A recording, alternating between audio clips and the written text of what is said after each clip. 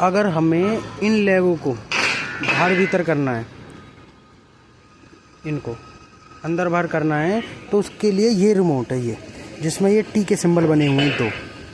और इसको वर्क करने से पहले आपको ये यहाँ पे लेग में लेना पड़ेगा। लेग में, अगर लेग में लोगे तो अपना ये रिमोट काम करेगा, और अगर फ्लैट में लोगे तो आपका दूसरा वाला ये वाला रिमोट काम करेगा। ये अब हम पहले इसको कर रहे हैं, तो इसको हमने लेग में ले लिया। अब हम इसको यहाँ से हाइड्रोलिक ऑन करेंगे। ये हमने हाइड्रोलिक ऑन कर दिया, ये हो गया ऑन, ये ऑन हो गया हाइड्रोलिक। अगर हम स्टॉप करेंगे यहाँ से स्टॉप, ये स्टॉप हो गया, ये ऑन कर दिया, ये रनिंग में आ गया। अब हमें जैसे ये अंदर बाहर लेना है, तो पहले हमें ये ज़मीन पे टिक रहा है, इसको हमें ऊपर करना पड़ेगा पहले। तो पहले जो ऊपर वाला टी है, इस पे एक बार क्लिक करेंगे ऐसे।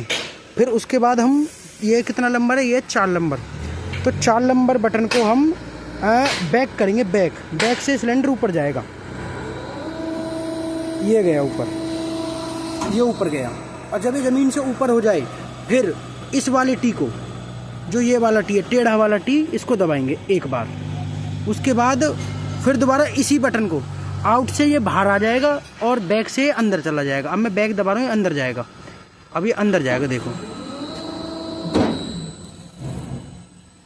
अब ये अंदर जाएगा, ये गया अंदर, ये गया, ये अंदर गया। और अगर मैं इसको आउट करूँगा तो ये बाहर आ जाएगा, ये आ गया। ये लेग का है। अगर हम लेग को कर रहे हैं तो